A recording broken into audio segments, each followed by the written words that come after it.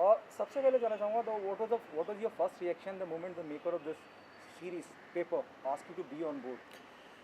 First reaction was obviously very excited because when he narrated the story to me, I remember he narrated a one line, and in the by the second or the third second, I said I'm doing it. The thought process behind the show is extremely exciting. Um, the director himself, there is a vibe when you meet somebody. The director has such a great vibe that I said, sir, I don't know about the script that much yet, but I definitely want to work with you. So, and I'm glad I did because Deepak is one of those rare directors who is so efficient in such a short time that it's not funny. I mean, I thought that इतने ही दिन लिए हैं, इतने दिनों में कैसे पूरी shooting हो जाएगी. But he finished my entire work in the dates that he had taken, and um, I'll just say कि it was a very pleasant experience working on paper. मैं डिजिटल प्लेटफॉर्म की बात करूँ तो एक क्रांति सी आई हुई है। और क्या आप मानते हैं कि स्कैम 1992 की मैं जब बात करता हूँ जो इतना खबरों में है, हंसन ने डायरेक्ट किया है, और मैं जब आप जो मैंने ट्रेलर जो मेरे को ट्रेलर से समझ में आता है वो मुझे बहुत समानताएं दिखाता है एक दौर की जो खास दोनों अच्छा दोनों घटनाएं भी यहीं मुंबई की। जी जी। आपको लगता है कि थोड़ा सा अगर पहले हम आते, पेपर पहले आता या स्कैम बाद में आता, इस बात को कहीं रिग्रेट करते हैं? नहीं, बिल्कुल नहीं। मैं तो मुझे लगता है कि स्कैम के आने से पेपर को और थोड़ा सा बढ़ावा मिलेगा, क्योंकि लोगों ने स्कैम को बहुत पसंद किया है, स्कैम 1992 को। वो ऑफ कोर्स एक रियल कहानी है, एक रियल कैरेक्टर के बारे में, लेकिन पेपर एक फिक्शनलाइज कैरेक्टर के बारे में, एक फिक्शनल वर्ल्ड है। लेकिन scam is very real, it's one of the biggest scams of India. तो मुझे लगता है कि पेपर का स्कैम के तुरंत बाद आना, एक जिसे कहते हैं ना कि एक चलो आपने एक इंटरेस्टिंग शो देखा, एक और इंटरेस्टिंग शो आ रहा है, लेकिन सिमिलैरिटी नहीं है इसमें। थॉट प्रोसेस में सिमिलैरिटी हो सकती है, लेकिन ये जो सीरीज़ है ये बिल्कुल ही अलग है स्कैम से। लेकिन हाँ, आप सही कह रहे हैं कि कहीं ना कहीं कंपैरिजन ज़रूर होंगे, और मुझे लगता है कि इस कंपैरिजन में हम सही खरे उतरेंगे। क्या आप नॉस्टैल्जिक होते हैं जब मैं पेपर की बात करता हूँ? रिपीटिंग माई सेल्फ, वो जी बहुत ताज़ा करता है क्योंकि इसी शहर की बात, जी जी दोनों जी जगह इसी शहर जी की जी। बात। इनफैक्ट टाइमिंग भी मोरलेस सेम थी, और इनफैक्ट मेरे शो में हर्षद मेहता का रेफरेंस भी है। ये उसी वक्त की बात है जब उन्होंने ये जो भी स्कैम किया था, और उसी दौरान उसी एरा, उसी वर्ल्ड की कहानी है ये। लेकिन आप जब स्कैम देखेंगे और अब जब पेपर देखेंगे तो आपको महसूस होगा कि ये बिल्कुल ही अलग है। एक जो जेनेटिकली अलग होते हैं ना, जैसे हम और आप सिमिलर हो सकते हैं लेकिन जेनेटिकली अलग है, वैसे ये दोनों कहानियाँ जेनेटिकली अलग है। और शूट करने का जो इनका स्टाइल है दीपक का, of course Hansal is fantastic, Hansal is a very dear friend. मैंने उन्हें कंग्रेचुलेट भी किया था स्कैम के बाद, क्योंकि मुझे ज़ाती तौर पे बहुत अच्छी लगी कहानी, परफॉर्मेंसेस बहुत अच्छे थे, म्यूज़िक बहुत हॉन्टिंग था। लेकिन having said all of that, Deepak ने जो पेपर के साथ किया है, मैं ये दावे के साथ कह सकता हूँ कि इस साल अगर हम लोग अवार्ड्स में गए तो काफ़ी सारे अवार्ड्स पेपर को मिलेंगे। What is the most challenging part while doing this role? बहुत इंप्रेसिव लगता है जब आप स्क्रीन पे आते हैं, जब आप जी, ट्रेलर देखते शुक्रिया हैं शुक्रिया। वो आपको थैंक यू। एहसास होता है कि हाँ कितना रियल स्पेस में है, कि हाँ, ऐसा कुछ हुआ होगा। सबसे पहले तो मैं शुक्रिया अदा करना चाहूँगा कि आपने ये नोटिस किया। मेरी यही इसमें मैं इनफैक्ट इंटरव्यू में कहता हूँ कि 25 साल से मैंने कोई होमवर्क नहीं किया किसी फिल्म या टेलीविज़न से पहले। ये पहली बार मैंने होमवर्क करके मैं किसी सेट पे गया हूँ, क्योंकि ये कैरेक्टर मैंने कभी प्ले किया था, ना मेरी तरह है, और ना आसानी से आ सकता था। ये ऐसा नहीं है कि सेट पे गए, लाइन पढ़े और आ गया। इसमें बहुत प्रेप करना पड़ा, इसके लुक पे प्रेप करना पड़ा, इसका एक वॉकिंग स्टाइल जो है उस पे प्रेप करना पड़ा। मेरे कैरेक्टर रियल लाइफ कैरेक्टर से बिल्कुल ही अलग है ये, वो सोचता ही अलग है। उसका जो लहजा है वो हैदराबादी टोन में बात करता है, वो सब सीखना पड़ा मेरे को, क्योंकि मेरे को मालूम नहीं था, तो वो सब करना पड़ा। लेकिन वो चैलेंज था, वही एक एक्टर के लिए वही तो जो चैलेंज ही तो एक्साइटिंग होता है। और जहाँ तक अब्दुल का सवाल है, एक भी ऐसा ट्रेट नहीं है उसमें जो रोहित में है।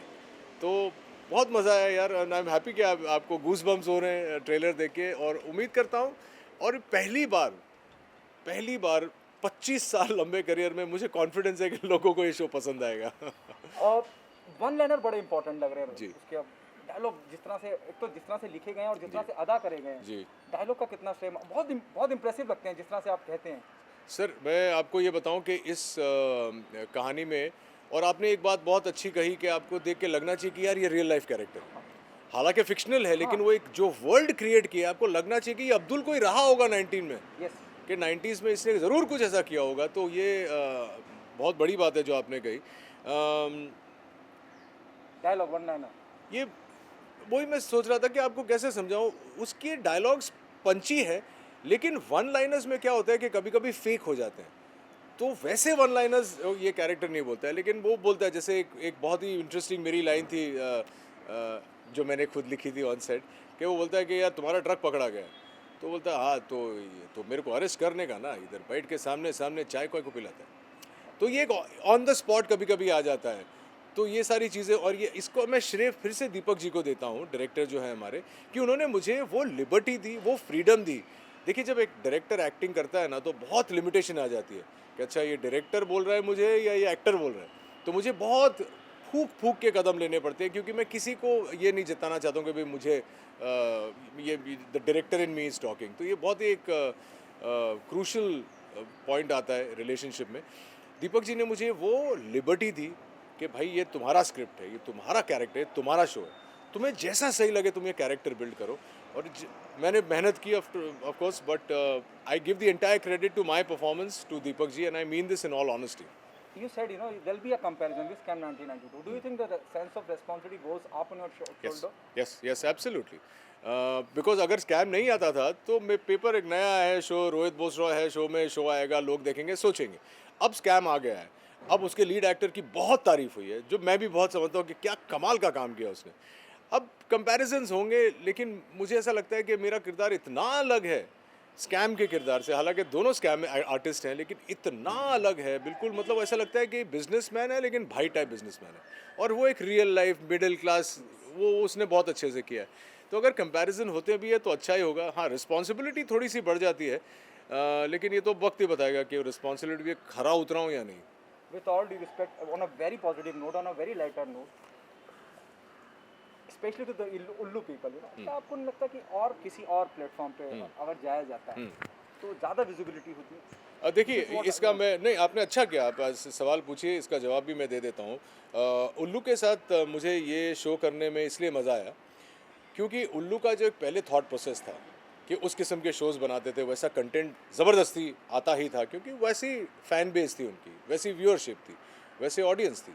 अब उनका पूरा पैराडाइम शिफ्ट हो गया उनके थॉट प्रोसेस में। अब वो कहानियाँ कहना चाहते हैं, और ऐसी ऐसी कहानियाँ कहना चाहते हैं। जैसे पहले पेशावर आया, अब पेपर आ रहा है, और मेरा शो जब लॉन्च हो रहा है, उनका पूरा ऐप ही चेंज हो गया। अब ऐप में पेरेंटल गाइडेंस है, लॉक्स हैं, सेफ्टी मेजर्स हैं, गाइडलाइंस हैं। अब ऐसा कुछ नहीं होगा जहाँ पे आप फैमिली के साथ बैठे और आप करेंगे अरे यार ये क्या देख रहे हैं। जहाँ से अब दूसरी आपने सवाल पूछा कि कहीं और प्लेटफॉर्म पे जाता तो रीच ज़्यादा होती। मैं आपको बताऊं, आपने रिस्पॉन्सिबिलिटी की बात की, मैं कहता हूँ I am ready to take this responsibility कि मेरे पेपर के आने से उल्लू की व्यूअरशिप बढ़ेगी। मैं ऐसा क्यों सोचूं कि मैं नेटफ्लिक्स पे आऊँगा तो मेरी व्यूअरशिप बढ़ेगी।